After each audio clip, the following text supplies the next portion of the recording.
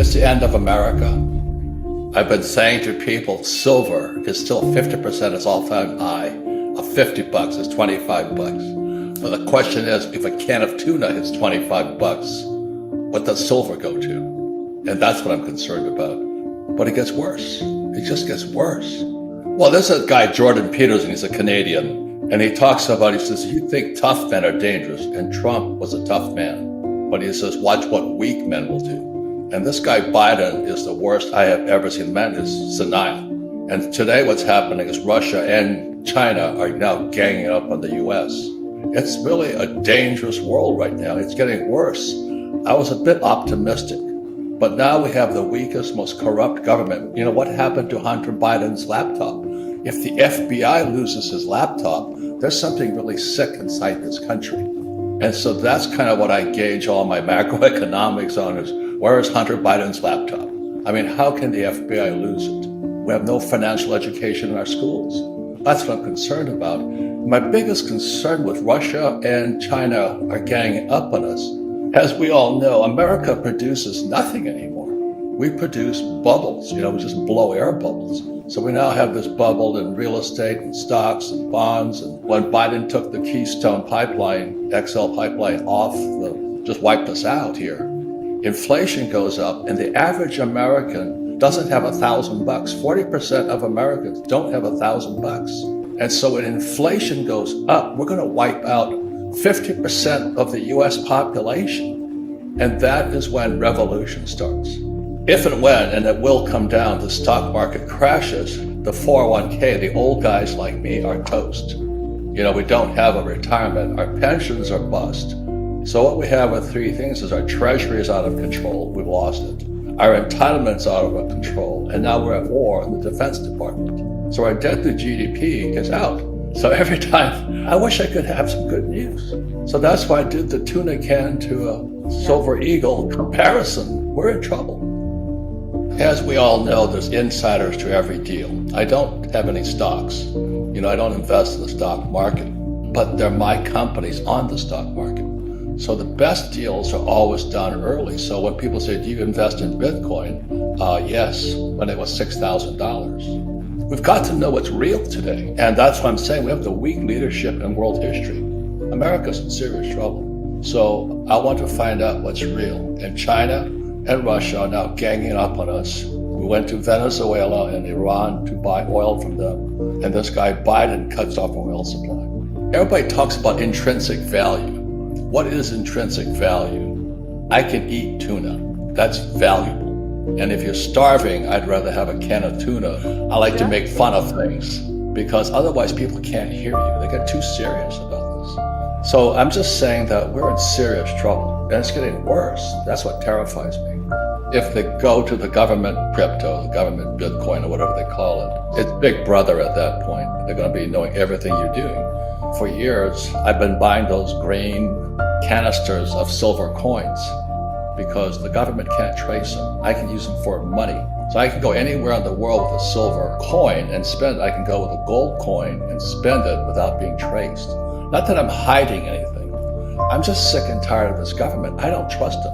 As I said, if Hunter Biden's laptop disappears in FBI custody, we have a serious internal problem here.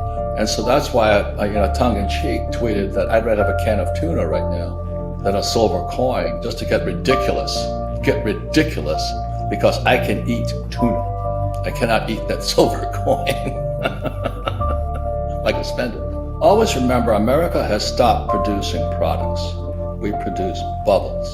Now, the good thing about a bubble is when they burst, everything goes on sale.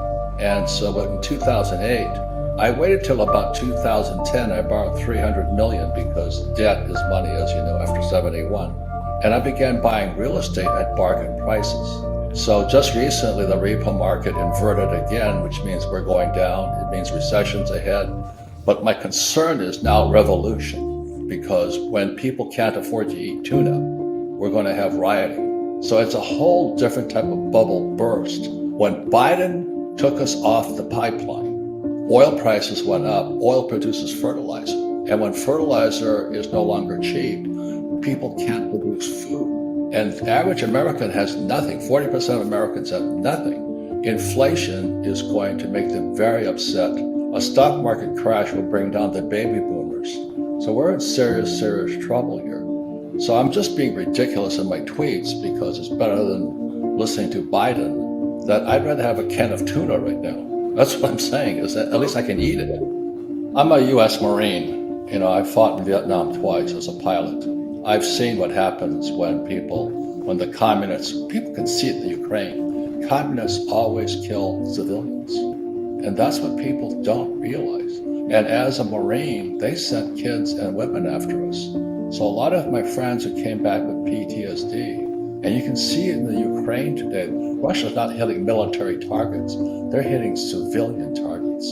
And when you understand communism, I am a student of communism. They don't know what Marx said, but what Marx said, they had to have the poor get poor and the middle class come down, and that was the recipe for revolution. And I see Biden doing it. When he took the Keystone XL pipeline and took us off of it, and oil prices went up. Now the thing is, I got richer because I produce oil. I don't invest in Shell or Exxon and all that. I invest in oil wells. So when oil went from $30 a barrel to $130 a barrel, I got richer, but I also got more concerned for my fellow human beings. They can't afford to live at $130 a barrel oil. And so that's why in my tweets, I just get ridiculous about it. Hopefully somebody will listen. I'm doing my best to explain to people. I'm a U.S. Marine. I went to the academies. When you see the Russians hitting civilian targets, it doesn't register in most people's minds because Americans haven't seen war. If you understand that communists killed their own people, Mao killed his own people, Stalin killed their own people, Americans try and stop that from happening. And then our own press, I came back from Vietnam in 73, I got spit on, hit by eggs, called the baby killer. And I'm still a little bit bitter about that, but it prepared me for today. Our school system should teach us about money. We have communists inside the wire. They're inside our government, they're inside our school systems, they're inside Hollywood, and they're inside Silicon Valley. And that's why I wrote this book here, The Capitalist Manifesto. I said, we've got to fight back. And we fight back with information and education, not weapons. But I am concerned about my fellow human being. I don't care what you are, white, left, green, pink. I am concerned because 50% of Americans are broke. Inflation is going to wipe us out. I simply don't trust my government, especially this character, Biden, and I don't trust the Fed, I don't trust the banks, and I don't trust Wall Street. So it's pretty simple philosophy. In other words, what I say, if you can print it, I don't want it. So if you can print the dollar, I don't want it. You can print a stock, I don't want it. I want something I can see, touch, and feel what's real, find out what's real. So as you know, I've been a gold bug since about 1971 when Nixon took the dollar off the gold standard. And I'm becoming more fanatical, not less. I literally have tons of gold and silver, tons, because I own gold mines. I graduated from school in New York in 1969, and I had a high-paying job. I'm an oil guy, so I sailed for Standard Oil on their oil tankers. So my background is oil. But I still joined the U.S. Marine Corps in 1969 to go fight in Vietnam. And Marines don't fight for Democrats or Republicans, liberals or conservatives. Marines fight for our freedoms. And so when I saw our freedoms being taken away, especially after the 2020 election, Donald Trump's a personal friend of mine, I've written 2 books together. But when they took our freedoms away, that's when I went back to war. And that's why I'm willing to take the fire from the liberal academic left. I'm just concerned about our country and the world, especially this guy Klaus Schwab and the World Economic Forum, and what the hell are they doing? Why aren't we fighting back? So that's why I said I had more to lose than to gain by writing the book. In 1965, I go to school, military school in New York. I had nominations to Naval Academy, West Point, and Kings Point. I took Kings Point. But my economics teacher, rather than have us read Keynes, Malthus, Ricardo, and Adam Smith, he had us read Marx, Stalin, Lenin, Mao, and Hitler. And so I realized, I hate to say this, but most academics are Marxists. And my poor dad was a Marxist. The abolition of private property, a heavier progressive income tax is essential for the proper development of communism. And Biden just appointed 87,000 new IRS agents to go after small business owners. So we're becoming a fascist totalitarian state. And most people think, well, paying taxes is, you're supposed to do it. If you look at history, the facts are America was founded as a tax revolt. 1773, I believe, Boston Tea Party. It was a tax revolt. We're not a slave nation, And that's why I fight now. And that's why I said I better say something. Because I went to military school, I fought in Vietnam twice, and I fight for freedom, and they're taking our freedoms away. Again, it goes back to this book here. Marx said, this is 1848, it's only about 50 pages, but it's a great read. He said communism would come in two phases. And the first phase was 1930, so this was 1848. He said communism would come in two phases. So 1930, the Berlin school sent teachers to Columbia University to teach the Columbia University Teachers Program. And that's when communism entered America as socialism. I was in school in New York in the 60s, and that's when the first rioting broke out at Columbia University, which spread across the country. And then the second phase happened, in my opinion, in 2020, when social media shut down the President of the United States. And that's the loss of our freedom of speech there. And COVID, which was Klaus Schwab, how can they censor doctors? How can you get fired for speaking out against COVID? I just don't understand our loss of freedoms, and we say nothing about it. My point of view is communism entered America via our school system.